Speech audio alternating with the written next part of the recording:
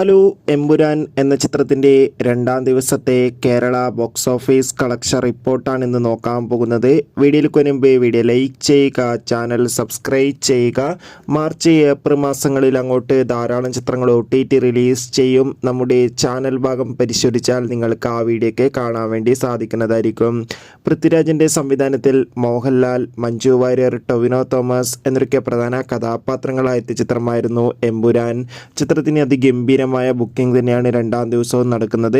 ആദ്യ ദിവസം എമ്പുരാൻ എന്ന ചിത്രത്തിന് കേരളത്തിൽ നിന്ന് മാത്രം 16 കോടിക്ക് മുകളിൽ കളക്ഷൻ നേടിയെടുക്കാൻ വേണ്ടി സാധിച്ചിട്ടുണ്ടായിരുന്നു.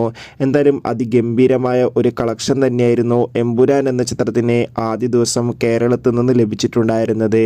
ഇപ്പോഴത്തെ രണ്ടാം ദിവസം അഡ്വാൻസ് ബുക്കിങ്ങിലൂടെ മാത്രം 8 കോടിക്കടുത്ത് കളക്ഷൻ നേടിയെടുത്തിട്ടുണ്ട്.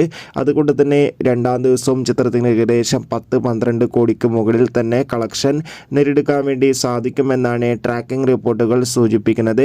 എന്തായാലും കാത്തിരിക്കാം നമുക്ക് എമ്പുരാൻ എന്ന ചിത്രത്തിൻ്റെ കൂടുതൽ ബോക്സ് ഓഫീസ് കളക്ഷൻ റിപ്പോർട്ടിനായി. എമ്പുരാൻ എന്ന ചിത്രം കണ്ടവരുടെ അഭിപ്രായം തീർച്ചയായും കമൻറ്റ് ബോക്സിൽ രേഖപ്പെടുത്തുക. കൂടുതൽ സിനിമാ വാർത്തകൾ നിങ്ങൾക്ക് പെട്ടെന്ന് ലഭിക്കാൻ നമ്മുടെ ചാനൽ ഇപ്പോൾ തന്നെ സബ്സ്ക്രൈബ് ചെയ്യൂ. അടുത്തൊരു വീഡിയോയിൽ കാണും വരെ ബൈ.